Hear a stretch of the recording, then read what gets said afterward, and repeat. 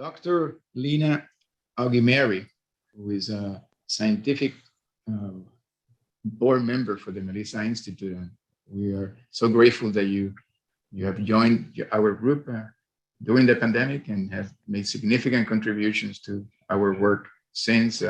We really thank you. Thank you a lot for being with us. For the past 35 years, Dr. Augimeri has developed a comprehensive mental health and crime prevention model being adopted around the world for young children engaged in antisocial and disruptive behavior that includes community referral mechanisms, risk and need assessments, and evidence-based gender-sensitive programs. A key focus of her work has been development, research, dissemination, and implementation of one of the longest and most fully developed evidence-based interventions for children under 12 years of age in conflict with the law and or exhibiting disruptive behavior problems. The program is called the SNAP, Stop Now and Plan model. Leena has authored numerous publications, has conducted hundreds of presentations, and participated in the U.S. national demonstration projects. She has received several prestigious awards, including being a national recipient of the Center for Addiction and Mental Health Difference Makers Award, the Child Welfare League of Canada's inaugural Outstanding Achievement Research and Evaluation Award, and the Prime Minister's Regional Social Innovation Award, among others. She's currently leading a multi-million-dollar 5-year national implementation strategy to bring the SNAP model to 100 communities across Canada, using an innovative venture philanthropy model to help create massive social change and help change the landscape of children's mental health in Canada. It is with great pleasure that I leave you now with Leena.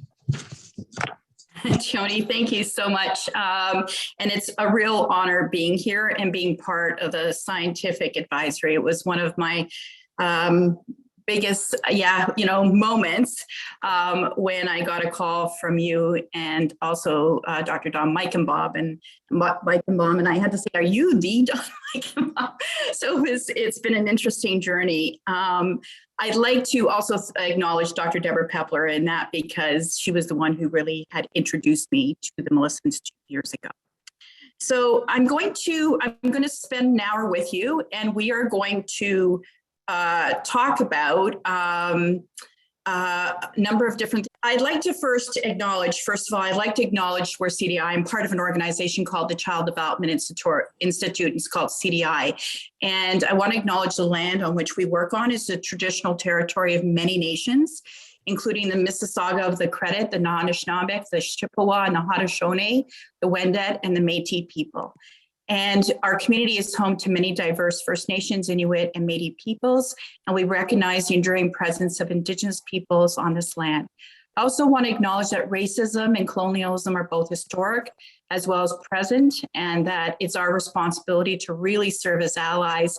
We may have differing opinions and stuff, but it's our responsibility to listen, respect, to learn and do better. I also want to acknowledge all those that are hurting. We heard this morning from the presenters, all those that are hurting, and also the countries that need our support for peace right now. My heritage is part Ukrainian, and so I would like to also now acknowledge peace right now for Ukraine and Russia. Before I also would like to move on, I also want to say a special thank you to the Melissa Institute for the work you do, for what you stand for, what it represents. A special thank you to Lynn and Michael Appman for going to the light after the tragic loss of your beautiful daughter, Melissa. I can't thank you enough for that. I'd like to acknowledge all of our SNAP children, youth, families, SNAP affiliates and colleagues, clinicians, researchers, and developers, many of which are on this webinar as we speak. And Dawn, I'd like to dedicate this presentation to your light, who was Marianne, and really who supported your work and that of the Melissa Institute. So I would just like to acknowledge that before we start. As I indicated, I'm from an organization called the Child Development Institute, which is basically CDI. We are a multi-service organization in the city of Toronto that specializes in early intervention services, family violence services, learning disabilities and mental health, as well as healthy child development. But what keeps us together, which is the glue, is really this science to action and scientist practitioner framework where science informs practice and practice informs science. And so that's what I want to share with you a little bit about some of our learnings along our way.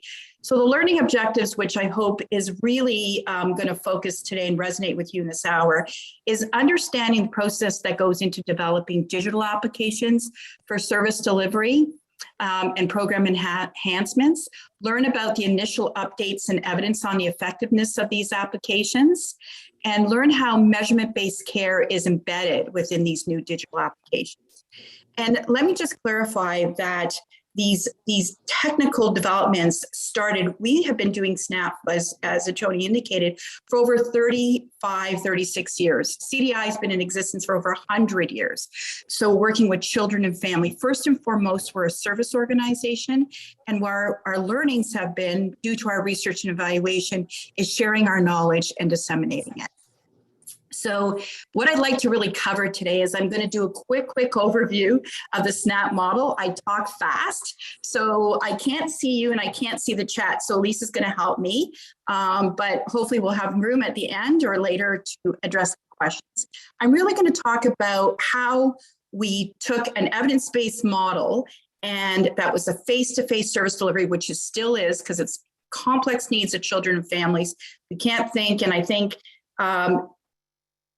Dawn, you said something really important, has to do with therapeutic relationships. And so at the very end of my presentation, you'll see a caution where we have to be careful, where we think virtual services can replace face-to-face, because it's about relationships. And Dr. Deborah Pepler will be the first person to verify and validate that. But I'm going to talk a little bit about our digital service delivery, which is done in person, not remote, as well as digital program enhancements and hopefully some key takeaways. So first, I'm going to start with an overview of the SNAP model. So SNAP, as you heard, stands for Stop Now and Plan. It's an award-winning evidence-based cognitive behavioral trauma-informed children's mental health and crime prevention program that teaches children and their caregivers how to stop and think before they act and make better choices in the moment and throughout their lives, because we're hoping we're changing actually how these kids process information.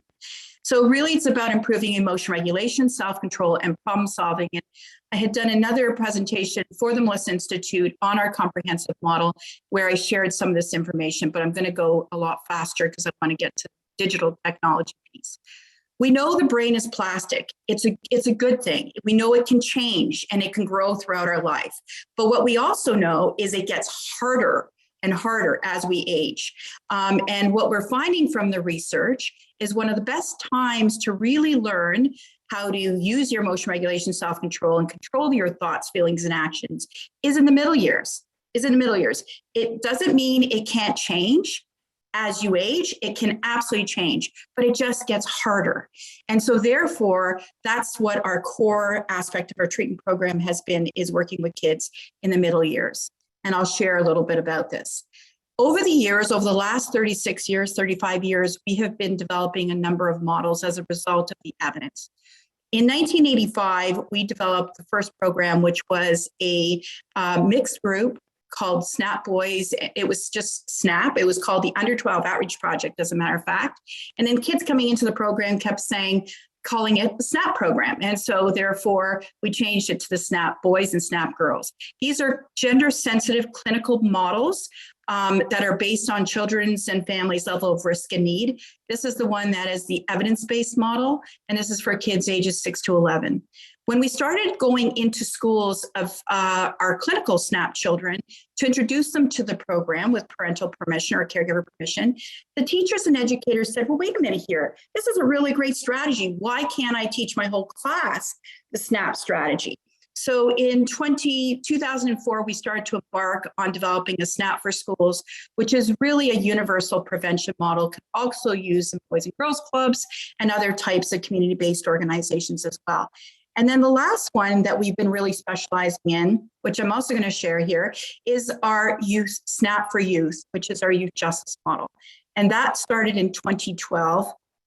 again, Mark Walsh and I received an email, and it said there was an opportunity to look at kids already involved in custody, probation, and community attendance programs who already were struggling with the law. And so we embarked on developing that intervention. I'm going to share what that looks like today. So the SNAP Universal and the SNAP U-Justice are what we call evidence informed. We're building the evidence, where the SNAP clinical program is a evidence-based model with lots of evidence, which I'm going to share.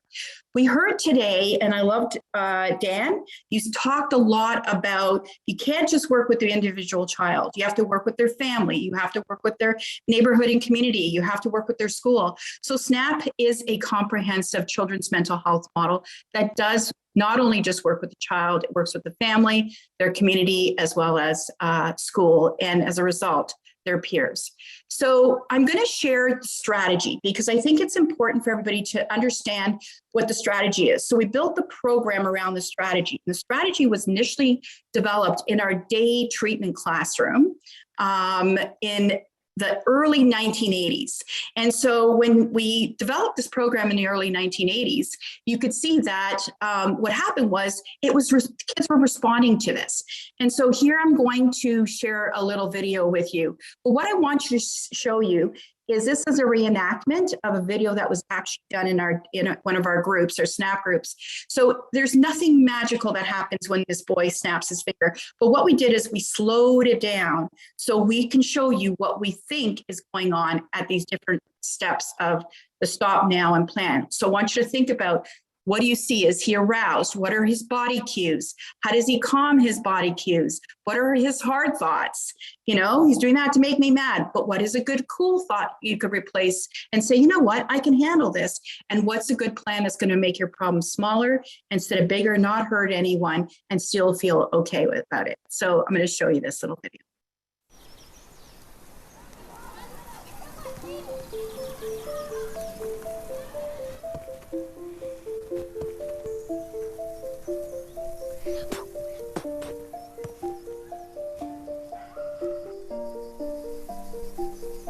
May I please have my ball back? No. It's not yours, it's mine. I know. Every day, children are faced with making difficult choices in the moment. At this moment, Johnny is starting to get angry. I want my ball back. He took my ball. I want to hit him. Johnny is using an emotion regulation cognitive behavioral technique called SNAP. SNAP has taught Johnny how to calm his body and emotions and replace his hard thought, I want to hit him, with a cool thought. If I hit him, he won't be my friend, and I'll get in trouble. Maybe I can get my ball back if I can ask him nicely. Can I please have my ball back? No. I said give me my ball. No. Before learning SNAP, when Johnny felt angry, he would lose self-control. Using SNAP helps Johnny control his body by using calming strategies, challenge his hard thoughts, and make a plan to keep his problems small. I'm gonna hit him. Asking nicely didn't work, but I have to stay calm. Maybe I can ask him to give me my ball back again. Asking and saying please didn't work. What's worked before? I want to hit him. I'm just gonna hit him. I have to slow my breathing down. I can handle this. I need to pick a plan that's gonna work for me. I'm gonna tell him the ball is special to me. May I please have my ball back?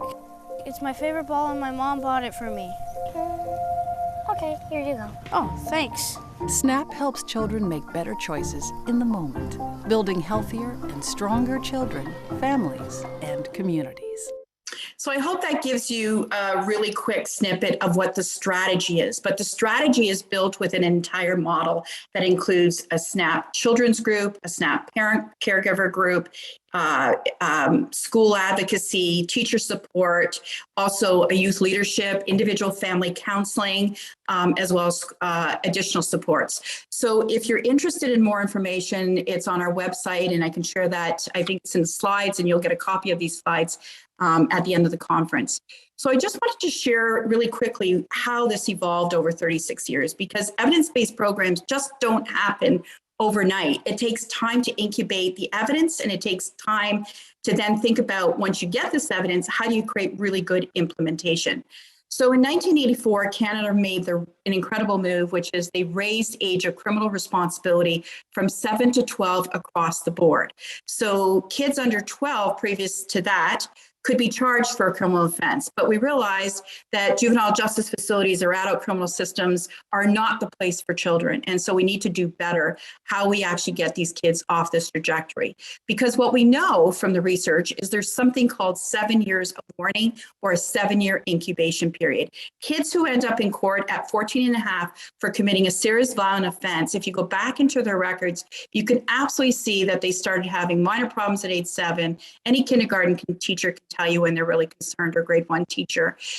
Just before their 10th birthday, they're starting to engage in more moderate serious behavior problems such as theft and shoplifting possibly. And just before their 12th birthday, they commit a serious delinquent offense. And then 14 and a half, a serious violent offense where they're in court. So 7 years of warning, 7-year incubation period. So we have an opportunity to do something about it and get these kids off that trajectory. And that's why I love the Melissa Institute for the work you're doing here. So as you can see, over the time period, we manualized the program. We engaged in multiple evaluations. We realized in 1996, we needed to move from a time limited to a continued care model. We also became gender specific because we knew that there were gender differences. And I know today there's some interesting controversy on that, but still today, and I heard, I believe it was Dan who talked about culture and gender differences and language and mechanisms of change. And so I hope you're going to see some of this as what I'm speaking about. As a result of the robust research, we can see significant decreases in the children coming into the SNAP program on externalizing behaviors such as aggression, rule breaking, conduct, irritability, oppositional behavior. These are all published. I'd be happy to send you the publication lists and the publications, as well as comorbidity on depression and anxiety with regards to internalizing, with the whole goal of decreasing police contact in juvenile justice system. And the stats are quite compelling. We're also able to see increases in the child outcomes like self-control, emotional regulation, problem solving, executive functioning, social skills, success at school, as well as caregiver outcomes and relationship outcomes between caregivers and educators and the child relationship. And then you talked about loving mechanisms. And there's a great study done by Jeff Burke and the late Ralph Lober, and it was the largest randomized control study on SNAP in Pittsburgh. But then what they found is there was something going on and they were really intrigued by the mechanisms. And they knew that the SNAP treatment was effective. So you can see that SNAP treatment outcome decreasing all those things. But they were really interesting in what was it about the SNAP treatment that really implied these treatment outcomes. And then when they drilled down on it, they really discovered it was about how we're able to increase emotion regulation, self-control, pro-social behaviors, and really working with the parents, increase positive parenting practices and behaviors, and decreasing parental stress. And here is an example of another study. This is done, numerous different studies done at Sick Kids and University of Toronto, as well as CAMH, which is the in Toronto, the Center for Addiction and Mental Health. And you can see that these neuroscience studies are finding significant changes in how SNAP kids can process information in as little as 13 weeks. There is increased activity in areas of the brain responsible for cognitive control, as well as improvements in behavioral measures of impulsivity and self-control following SNAP that were associated with structural changes in the frontal parts of the brain known to be linked to self-control. The other thing we wanted to make sure is if you're going to do these programs, are they cost effective? And are they able to meet the best needs of any children coming into the program? So Dr. David Farrington from the UK and Dr. Chris Vogel here from Toronto joined together and did a study and a cost-benefit analysis study, and found that for every dollar you spend on SNAP, it can yield an average savings of $32 and up to 56 from conviction costs alone. And Washington State Institute of Public Policy gave SNAP one of the highest ratings, 86% likelihood that SNAP would produce benefits greater than costs on a disruptive behavior subscales. So as a result of all that robust data, we received numerous accredited standards and ratings from organizations like Crime Solutions, or from Public Safety Canada, or from the National Gang Center, for example. So as you can see on our timeline, we did a lot of different things in order to enhance pieces of the work. And one of this one, and you can see in 1998 to 2021, to where we are today, is a number of decades now, is we produced an early assessment risk list. And it is a tool that helps us assess future violence in young children based on individual factors, family factors, and what we call responsivity or barriers to treatment factors. And so this tool is in its third reiteration. We just put out the third version, which is now called the Earl version 3. And Dan, again, you brought up the importance of culture and gender differences. This tool takes into account, it used to be separate tools, one for boys and one for girls. We collapsed them because we found that the research would help us to look at more gender differences. The tool now also ensures that it takes a gender lens, but also a cultural lens as best as we can and as best as possible. So we started doing this, and because of the robust nature of the program, we started to get the check mark that we can actually start to replicate the program and should replicate the program. And so therefore, Canada started to implement it through Public Safety Canada, and Justice Canada started to replicate SNAP across Canada. It was also being replicated. Another big study was in Pittsburgh, through the Pittsburgh Medical Center with Auberly and Holy Family as the organizations. And we continued the research as we kept going. And you can see what we ended up doing is in 2012, we started to engage more in that youth justice model, as you see, as I spoke about a bit earlier, as well as in 2015, because of a national expansion, because we were starting to scale across the country, we realized we needed to build a SNAP implementation data system. And that also would help us track pre-implementation, implementation, case management, and an evaluation and fidelity monitoring activities. And so I can share more about that a bit later. But one of the things we did, and again, we heard the speakers earlier this morning, and Victoria, Gina, and Joanne, you talked, about protective factors and youth leadership and mentorship, and so I hope you're going to hear again about some of the things that build on to what you already had talked about. We realized that we needed to ensure that we were being invited in to Indigenous communities, that we were being asked to implement SNAP in Indigenous communities. And we were cautious. At the Child Development Institute, we're really careful to make sure that we are ready to go into communities if we're being asked to.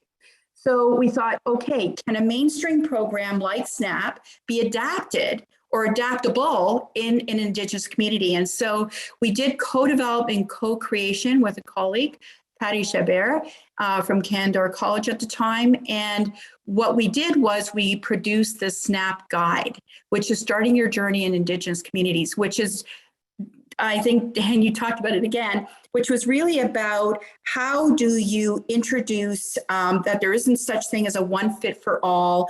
And so therefore, you're right. We had to be very careful that one Indigenous community isn't the same as another Indigenous community. So we have to be very careful. But this guide helps those who are inviting us in and us as the purveyor of SNAP to work together to think about what is the fit and will it be a good fit and are they ready? And then what happened was, as a result of that work, our Ontario government here in Canada asked us, could we do the same for the Black and Afrocentric community? Because our government also was looking at how to do best practices. And what they did is they established what they call an enhanced youth action plan middle year strategy, as well as a Black youth action plan middle year strategy. So SNAP was selected for that, for those new plans to be able to test it in those communities. As a result, today you heard Tony talk about this national expansion. We just completed it in December. We were supposed to bring SNAP to 100 communities across Canada. We actually reached 160. When the pandemic hit, and this is going to get us into the digital reason for the technology and the digital, was when the pandemic hit, we were at 60 out of 100 of our target. And we thought, no way are we going to be able to complete this goal, given that services were not able to deliver in-person services. people were just pausing services, and people were just not sure what we should be doing at that point, or even how long this pandemic was going to last. But I'm going to share what we actually did. We were able to pivot, and we were able to quickly help all our sites, not only in Canada, but internationally, to help think about virtual services. So we have 241 sites around the world, 30 are international. We are have numerous sites, as I said, in Pittsburgh and the state of Florida. Have to give a shout out as well to our Florida network partners, who are one of our largest partners, who are delivering SNAP across the state of Florida. And very delighted. You're going to hear a clip. Che Latchford is one of the directors there, used to be with our team in Toronto. I'm going to share a clip in a second. But we're also in Europe and the Cayman Islands, and you can see the various different models being tested and implemented. So as we continued this work, we continued to move our SNAP for Schools model, which was using just a manual, to using iPads and a digitalized program, which I'm going to share with you, to really help educators deliver that much more smoothly and easily. As well, it helped us to collect data. Measurement-based care is critical, and I love it if we at some point do a whole session here on measurement-based care, because I can't tell you how much I think that's really important. To help with sustainability of sites, we have also started a, thanks to Public Health Agency Canada, we started a SNAP Community of Practice.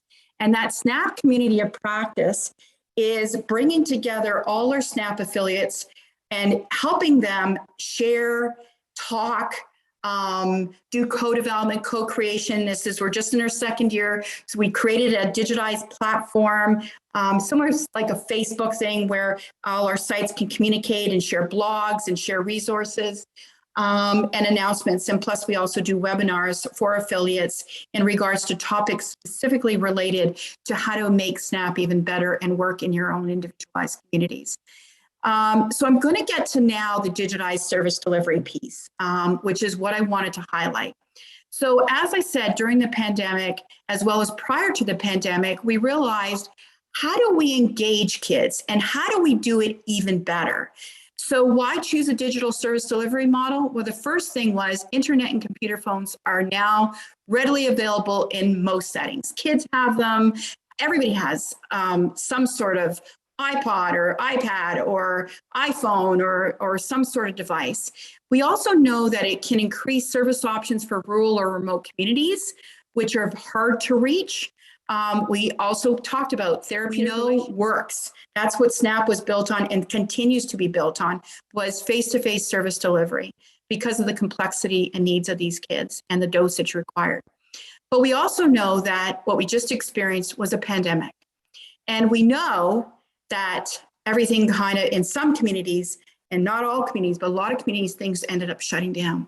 And there is no vaccine for mental health problems, which is extremely concerning. And the pandemic just exacerbated all of this. We saw increases of over 83% of parents reporting that their kids were getting worse. We have 60% of parents who noted drastic changes and behavioral changes in their child, like outbursts in irritability and personality and sleep and sadness. I just saw an incredible paper that just came out, actually just got published. It was announced today. It was on Twitter. I saw it earlier this morning, about kids in regards to their academics are so behind, like 2 years behind in math and some other subjects, for example.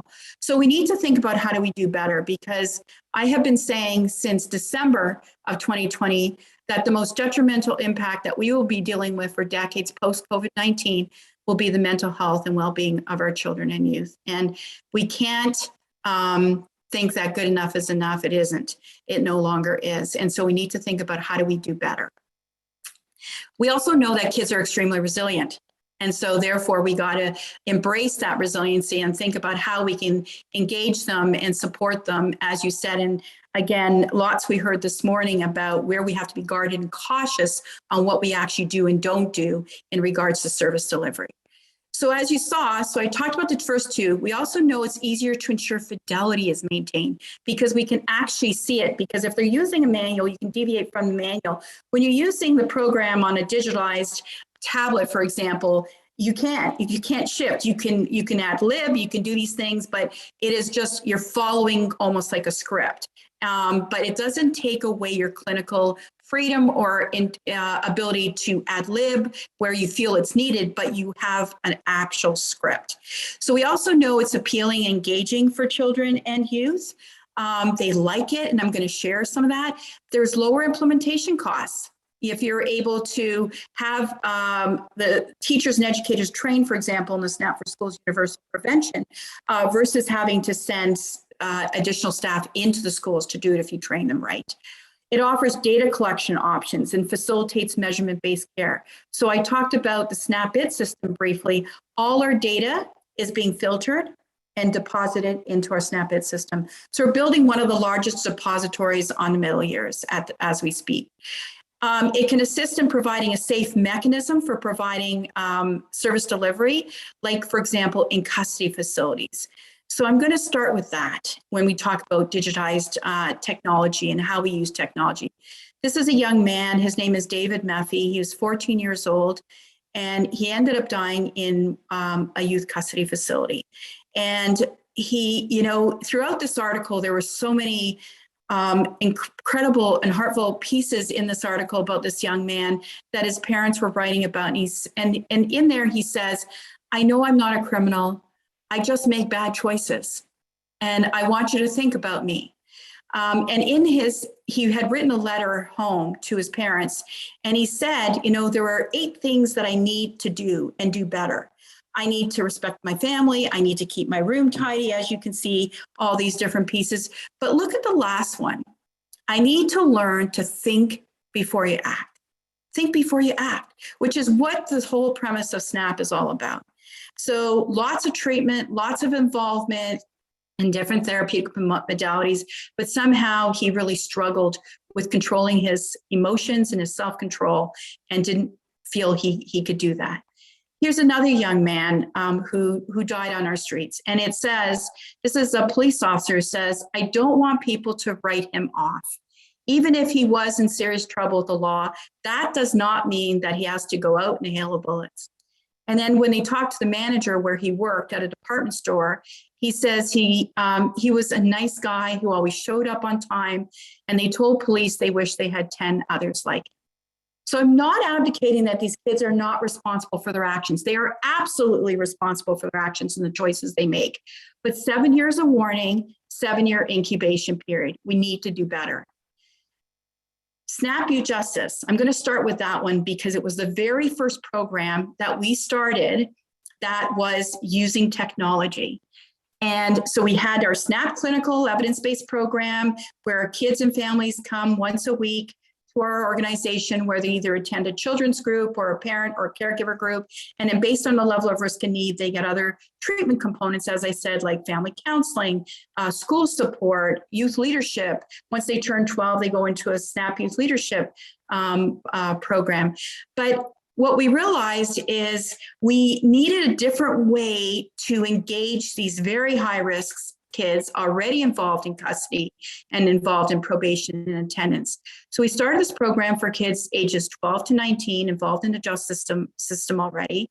The goal was to reduce the risk of further contact with law and or gang affiliation, but the ultimate goal really was to increase emotion regulation, self-control, and problem solving in these kids so they could kind of pause and think and hopefully make better choices in the moment. And the approach is that we trained SNAP Youth Justice Facilitator leads. These are a lot of times youth officers in these custody facilities through 12 sessions that involve discussion, modeling, relaxation training using digitized program modules. And so when we look at the model in 2012, what we did was we took the kids, and we started to test it. In 2014, we started to develop the module. In 2017, we launched it. In 2020, we are where we are. So you can see here what we're doing. But what's really nice and interesting is we started with the boys, and then we started developing the female module because there is really a lack of really good programming, first for boys or males in youth justice facilities, but especially for females.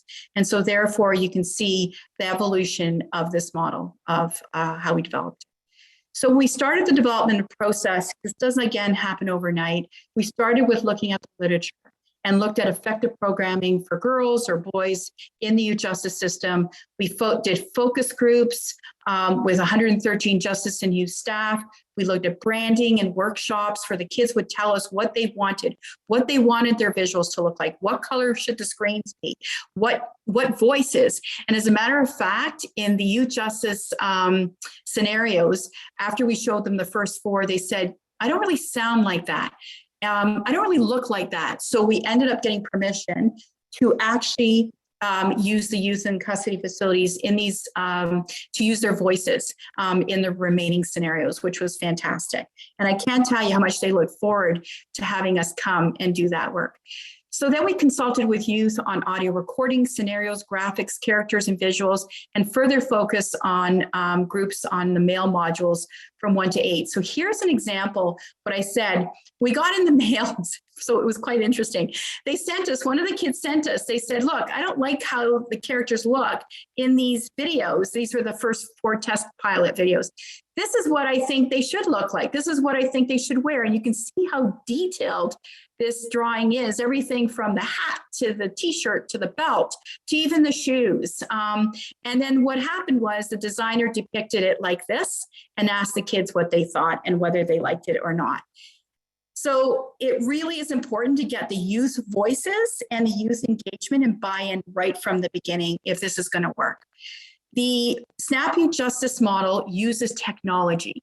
We use a smartboard, we use a projector, there's a facilitator's tablet. We use something called the Raspberry Pi that actually links everything together, and the youth get an iPod. And I can't tell you, the first time they get these iPods in their hands, they're trying to navigate to see if they can get internet access.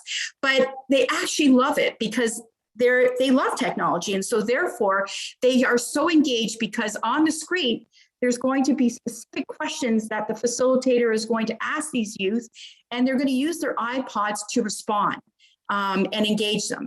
This is an example of the different modules. There's the 12 modules, but you can see here's 2 to 10, everything from talking about hard thoughts to cool thoughts to dealing with anger, dealing with stress, peer relationships, being blamed, perspective taking. And so in total, the program has a total of 12 modules that cover these type of topics. In each session, there's a check-in segment, which we review topics and assignments, and a discussion session where questions go up on the board, and for some youth, answer them on their devices, and some will actually verbally say what they want to do. And then the aggregate results are shown on the screen. So it shows everybody. It doesn't show who responded how. It just shows that 60% of you thought this, 40% of you felt this. Then a video is shown, and youth reflect and discuss on that video. So it becomes safe. We know that role playing is really critical to that brain development, which I talked about earlier. And so through the video role playing, they get to watch an animated role play, and I'm going to show you a quick one. And so then they'll talk about and say, well, how do you think Jamar felt? How do you think what would you think was Jamar's hard thought? What do you think his cool thought should be? And they use the iPods to either respond or they can verbally say it. And then we flip it back to them and say, if this was you, how would you feel? How would you have responded? And then there's something called checkout. And finally, a relaxation or mindfulness exercise, which is also embedded in the platform, which was actually done by a youth. Here's an example of just a screenshot of what some of these platforms look like.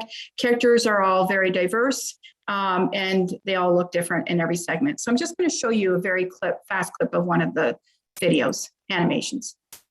Hey, check this out. And it was open. Hey, don't say I never gave you anything. Grab it.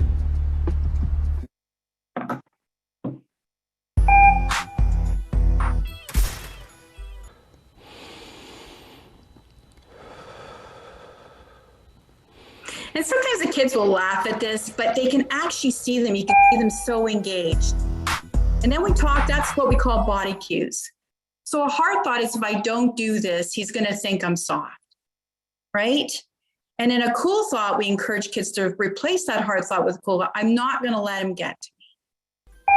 And then we ask them to make a plan, one that's going to make their problem smaller instead of bigger and not hurt anyone or themselves. We'll get in trouble. Okay. You know what? Let's just drop in our boy Frankie's house. He's waiting for us. Come on. Okay. So that is a quick animation of what these animations look like, but there's a lot more and every topic is different. And these topics and these scenarios were really actually from case files. So these were real scenarios and situations that these youth have experienced in their lives. And here are some from the female platform. And their visuals are very different. When I first saw the purple, I went, ugh, are you kidding me? But that's what the girls and the youth actually said they wanted. We had somebody come in and help them with all of this, and they worked on it and worked on it. We made sure the characters all reflected different girls who are in their lives, for example, and tried to make it really diverse as well. So you can see here, this platform also connected to a secure data collection tool, which facilitators can use to seamlessly enter data in questionnaires, which is our SNAP-IT system. And also here you can see satisfaction.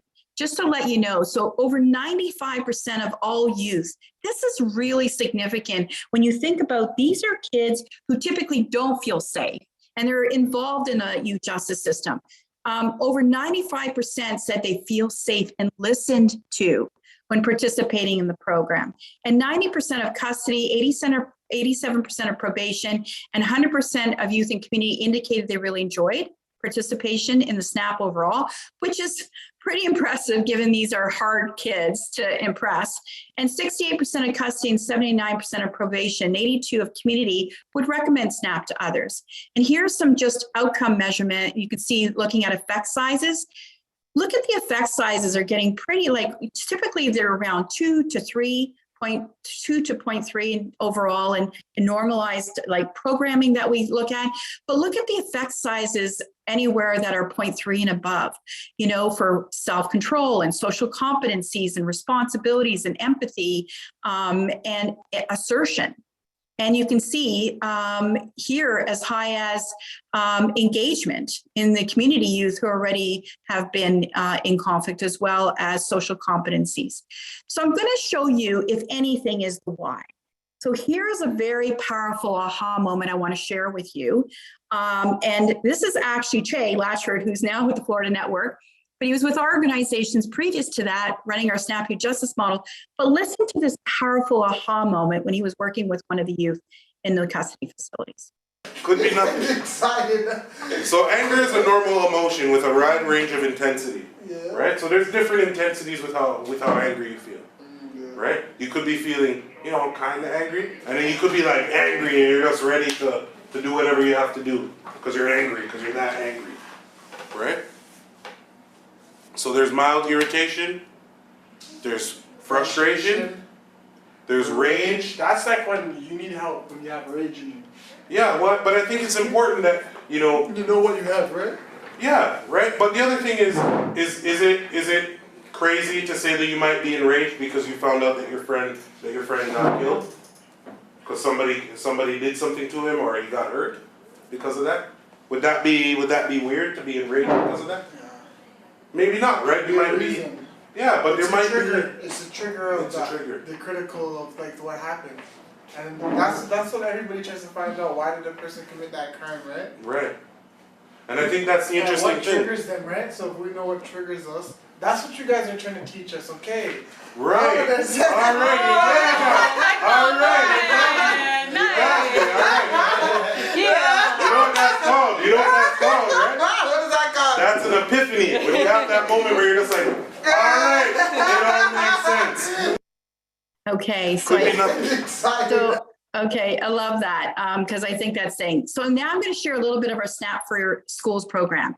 So overall, this is for elementary school age children, grades 1 to 6. The goal is to really help teachers manage disruptive behavior and bullying, prevent serious problems from occurring in the classroom, identify children exhibiting elevated clinical services. And really it's about increasing emotional social emotional learning with regards to emotion regulation, self-control, and problem solving. And this approach is trained SNAP for School facilitators work with classroom teachers and or the teachers trained to lead students through a 45-minute session that involve discussions, modeling, role play, and relaxation training. And parents are also given information about the SNAP strategies. So when we started developing this particular platform, we launched the program in 2002, as I indicated earlier. In 2017, we began developing the SNAP for Schools app.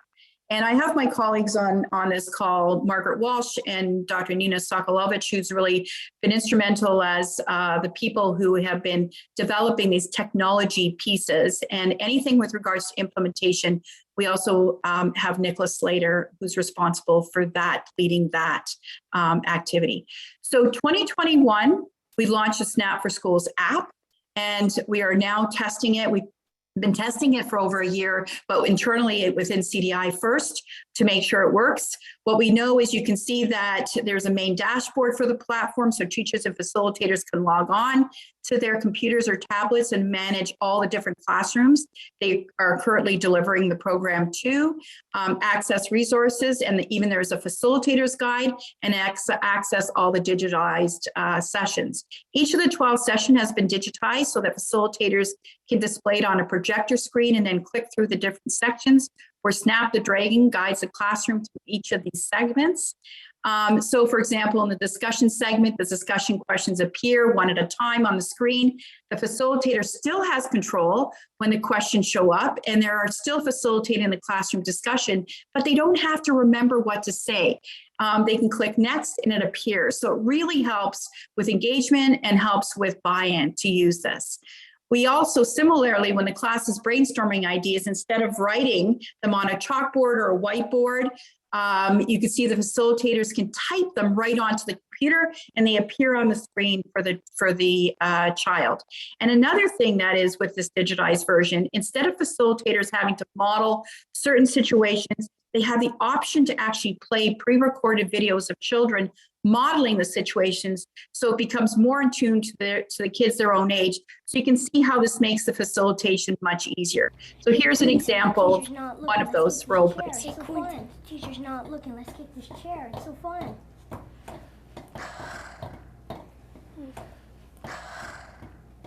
If I kick the chair, will you be my friend? If I kick the chair, will you be my friend? Or will you not be my friend? Oh, my stomach hurts. I feel nervous. My stomach hurts. I feel nervous.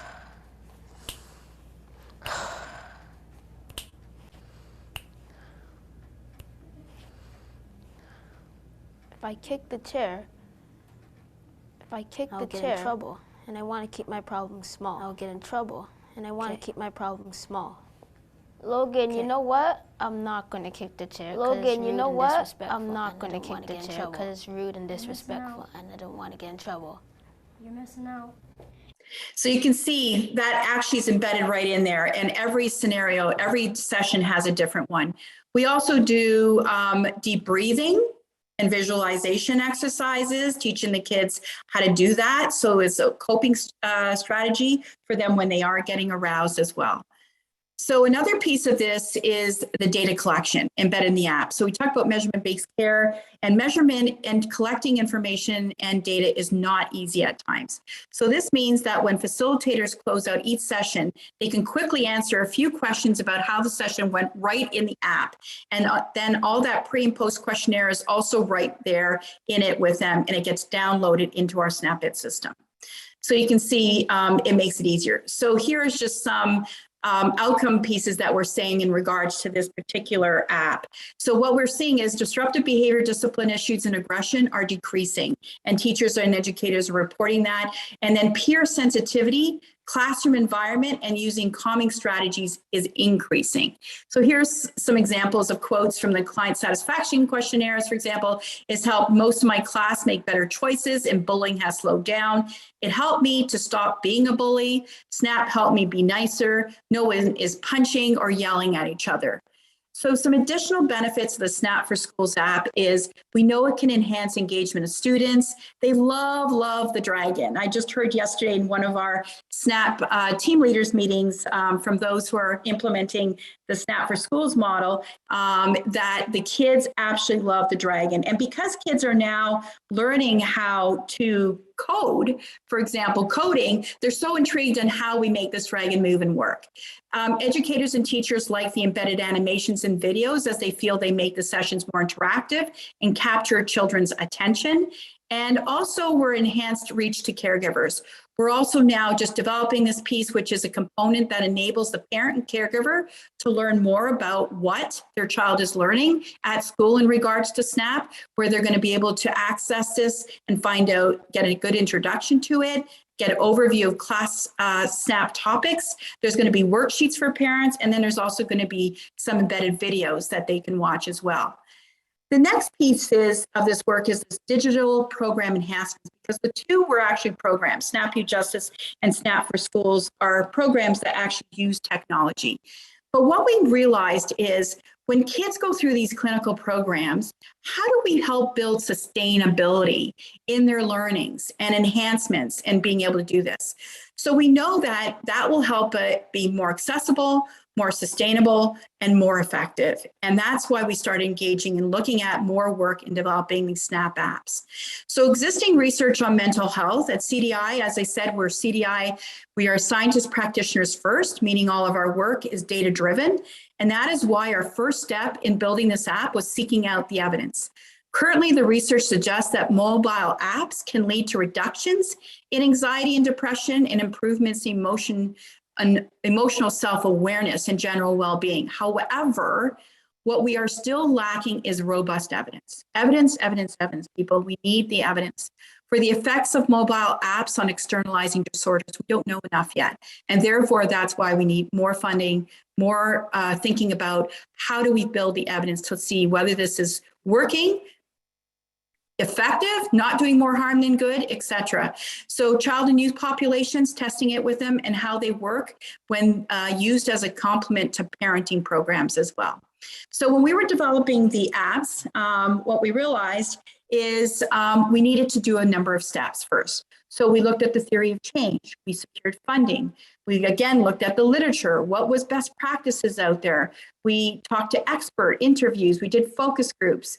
We identified software developer. We ensured we met all privacy and security requirements. For example, both in America and Canada, privacy and security standards like PIPA and HIPAA.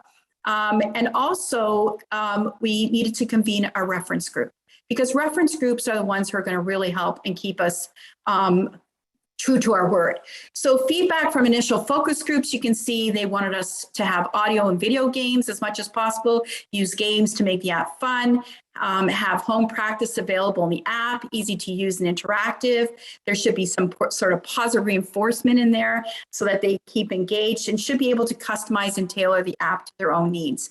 And so the reference group, you can see, included all the different players from software developers to technical experts to Black and Indigenous community members, SNAP clinicians and implementation teams, SNAP participants. So we really wanted the voices of all these SNAP participants to be heard, not only at the beginning, but throughout the development process, which is why we convened this reference group that met monthly to provide ideas and feedback throughout the developmental process. And this group included SNAP participants as well as SNAP clinicians and members of the SNAP implementation team, as well as members from our Black Youth Action Plan and our Indigenous community members, technical experts, and software developers. So with regards to the development process, they all had a role to play. So SNAP developers had many ideas of what the app should look like. We informed them. This was led by, like I said, Dr. Nina Sokolovich and her team, as well as Mark Walsh under her direction. So really looked at what was it, that clinical expertise and what we needed to, and then brought in the teams. You can see there was clinical expertise, research, and then also what was the expertise on the SNAP strategies that we already knew. The reference group also brought their own great ideas to the table, contributing to different perspectives, focusing, for example, on equity and diversity and inclusion, current trends, and the user's experience. And then we would then bring in ideas forward from the software developers who contributed design expertise and also provided costs and estimates and information on feasibility to help us decide what would be possible with the scope and the budget, because we're not Disney. Okay, so we have to be very careful here. And at each phase in this developmental process, we also gauged cultural consultants who helped us to ensure the content of the app used anti-oppressive language, reflected indigenous ways of knowing and lived experiences of Black, African, and Caribbean families.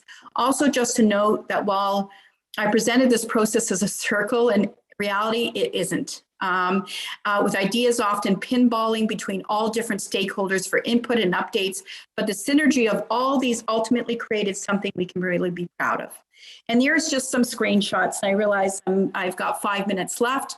So I'm going to go through just showing you what this. So this is a preview of the Caregiver Act app. I can't show you everything because of time, but you can see that we help caregivers kind of use coping strategies when they're feeling like they need to stop and they need to pause. Like, for example, breathing techniques, strategies, relaxation, guided imagery, for example. We also help them restructuring exercises to help them with their negative thoughts or their hard thoughts and come up with positive coping statements, which we call cool thoughts. It also is well information on the caregiver skills and topics covered in the SNAP program, included reminders about how to use the skill, the digitized worksheets, and the videos. And the feedback has been really, really positive. You can see this is meant, this has everything we've learned, just made it more accessible in a more convenient mobile way. And this is what I needed. I wish we had this when we were going through the SNAP program. We often struggle to remember to fill out a worksheet because it's hard to find a pen and paper. But we all have our phones. It's just much easier to click a button. And it's nice to be able to go back and get a refresher on lessons learned, because there's a lot that we could forget. So the really cool stuff that we're finding for the Child's app now, you can see what we did is here are various games, including ones where kids can see our mascot Snap, the dragon, go through some challenging moments and answer questions that help him or her make good choices and keep their problems small. Now I'll play you a little video, show you this feature and how that works. Oops, sorry, wrong one. So you're going to see my little cursor moving, and you'll see it saying. Wow, it looks like they're having a lot of fun. I really want to play. I am really good at basketball, so they won't mind if I join in.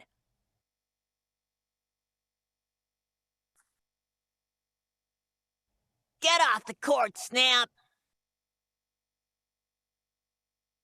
So you can see the kids will move this and say, how is Snap feeling? Sad, frustrated. What plan should he use or she use? And then they continue. So there's just an example of how we worked with the kids to create an app that was user-friendly and could enhance their learning. What was also really is the kids also wanted the reminder videos. And so what we did was we inserted a number of videos into the app where they can play them. This one's, for example, I don't have time showing a child using Snap. You can see here when he gets frustrated. He always bothers me. It's not fair. 1, 2, 3, 4, 5, 6, 7, 8, 9, 10. You know what? I can handle this. I'm not a loser. I'm actually just gonna go play with my friends. So there's just an example and they can walk through it. There's another one with a mom and a daughter who the daughter comes in and is really excited, for example, and the mother just doesn't have time. And so she walks through a Snap strategy, just going to bypass that. So all these videos are embedded. They also have cool games in there that help support emotion identification by having kids practice finding a certain feeling as they can. And a cool feature is that children can earn streaks and badges for using this app as a form of positive reinforcement. And all caregivers and children, we asked that they would use this app, with some saying they would use it to help them calm down, others saying it would be a place to reflect or just look up stuff. So you can see that the feedback is really great. So, and here you can see the pilot feedback. For the children, their favorite feature was the games, the videos, and the badges. They also said it was quite easy to use, and not the kind of the video game level, but still pretty fun, and it was helpful to them. So we also have a youth one, but I'm not going to go through this because I'm going to end in a minute here. But I just wanted to share with you the youth one, we took it a step up because the other one was for the under 12s. This was for youth who already graduated from SNAP and could use this as a support for them. So we embedded things that, topics that they could be struggling with to support them. We also help them with looking at coping mechanisms and when they're stressed out, what they can do. They also are able to have a mood tracker, which is really great for these kids because they wanted one, as well as a goal tracker. So they can track where they're at. And among other things, like inspirational quotes and video feeds and other buckets that they can earn for using the app. And the feedback has been really positive again. As we move forward with regards to technology. So the next steps is really looking at assess, plan, and implement and evaluate. The app is still in the early stages of development and we still don't have the evidence on effectiveness. So that's what we're building the evidence. The next steps will be to implement on a large scale and evaluate. And an important feature of this app or these apps is that it's easy to evaluation because of the automated data collection and entry processes that we've been able to build into the app. So the takeaway or the key learnings is overall, our work with children, youth, caregivers, and teachers has shown that both participants seem to be satisfied with both digital service delivery of the programs, like our SNAP Youth Justice and SNAP for Schools, and digital program enhancements like the SNAP coaching apps for caregivers, children, and youth. Also, we've found that programs delivered via digital platforms are effective, though we still don't know about the effectiveness of mobile apps as enhancements to clinical programs. And there's your caution. So more work is needed for us to compare the relative effectiveness of programs that do or don't use these digital platforms. So the conclusions are digital program delivery or digital program enhancements have the potential to make programs more accessible, engaging, and sustainable, and enhance program effectiveness. To maximize changes of success, end users, children, youth, and caregivers should be included in the developmental process. And we heard that earlier from Dan. And developing digital products can be time consuming and requires collaboration with software developers and other stakeholders, like we heard, like the clients and your clinicians. And digital platforms can make it faster and easier to collect data, facilitating measurement-based care, but we need to really be careful and consider privacy issues. So I'm going to end with this one thing, and I want you to listen to these words from this boy and girl. And I want you to visualize the kids you work with. And think about what you heard this morning and think about what I was trying to share here of the why. Why are we doing this work? Why are we enhancing it as we are? When people look at me, they see a bully, a delinquent, a problem.